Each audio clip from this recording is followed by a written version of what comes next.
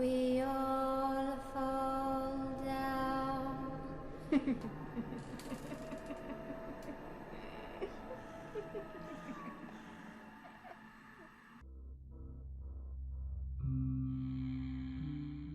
Ça y est, je l'ai enfin trouvé. Voilà, ça fait des mois et des mois que je le cherche partout, que j'attends ce petit moment, cette petite faille, cette erreur de sa part. Oh là non, il n'y a personne avec lui. Il n'y a pas ses grands gardes du corps, sa mini-milice privée, qu'il n'a bien sûr pas déclaré, voyons. Monsieur est trop parfait, monsieur est trop sympathique avec les gens, adorable, idolé par tous.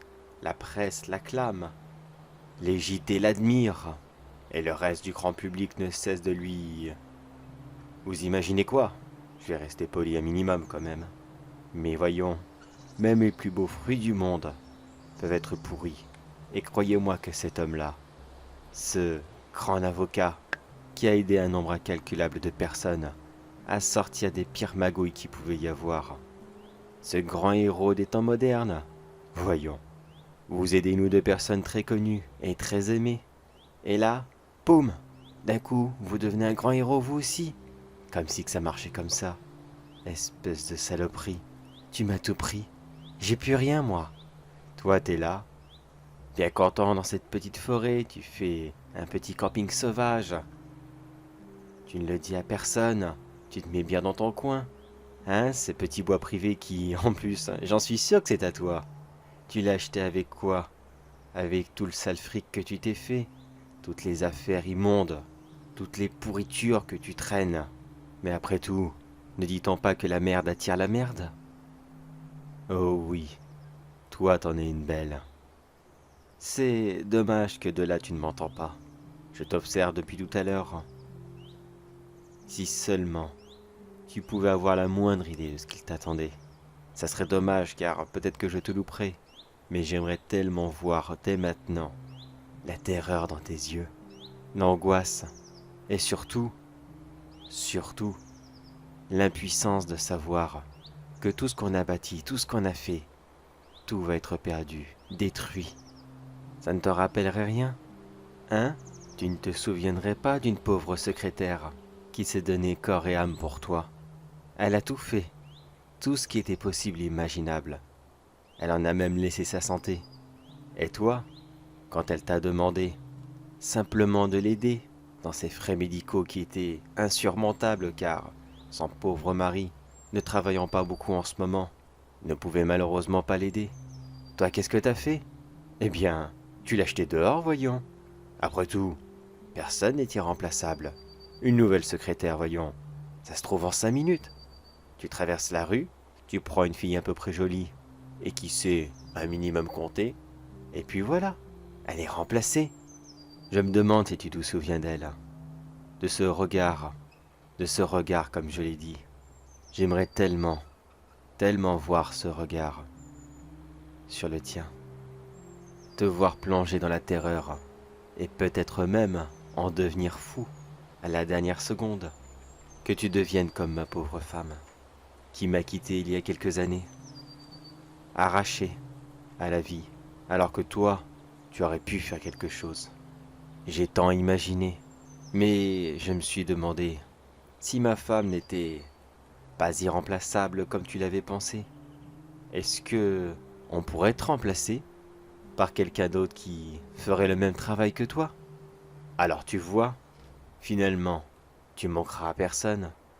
Oh oui, bien sûr, tu vas faire les gros titres.